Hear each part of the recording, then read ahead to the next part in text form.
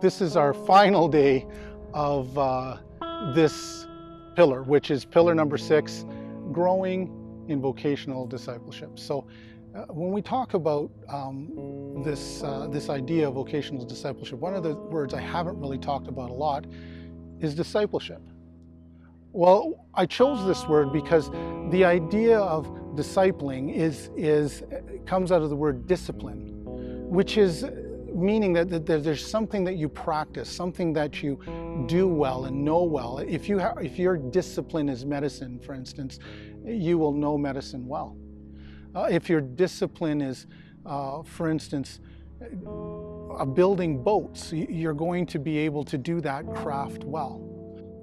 Well, for many people, they forget this, but Jesus had a discipline. Even before he started his earthly ministry and went to be somewhat of an itinerant preacher, teacher across Israel. Jesus had a discipline of being a builder, of being a carpenter.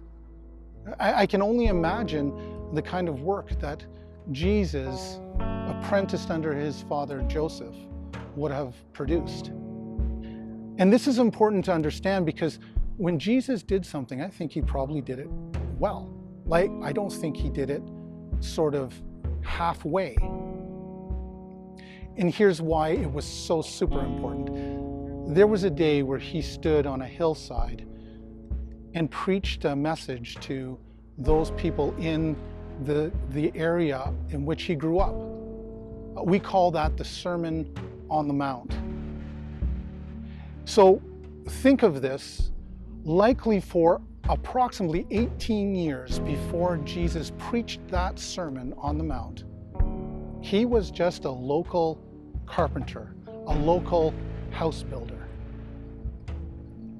The chances that many of the people who were listening to him either lived in homes or had received some form of work that Jesus himself did was likely really good. Jesus had a reputation. So when he spoke to these people, no one in the audience said, "Oh yeah, well, but I have a house that he worked on 2 years ago and the doors fell off after a year and then he never showed up and fixed them." I don't think that anybody in his audience that day would have said, "Yeah, he overcharged me for the labor and did a shoddy job." What I'm trying to get at is Jesus had laid down a reputation for himself so that his message would be acceptable. Those listening knew his character, knew who he was. And if they didn't, they could have easily went to Nazareth, which was not that far away from there, and could have asked about him. He could have had references. The point is this: whatever you do, do with all your might. It's a discipline. Do it well. And when we do it well, it's not just an offering to God, but it gives us an open door. It gives you a voice. Your very work ethic opens doors because it lays down the foundation of what you're going to say.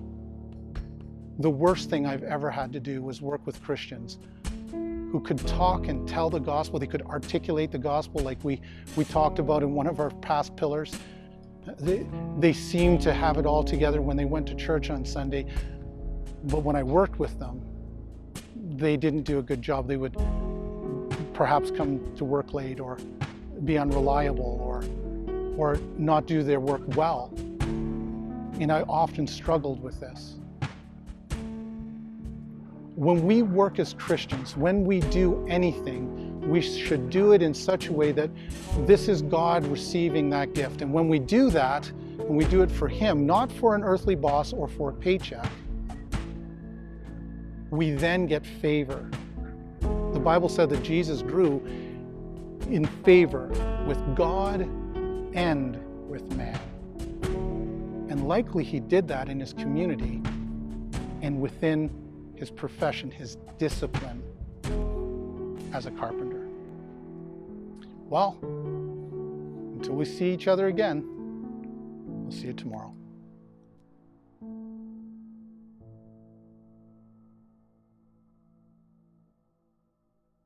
Life and South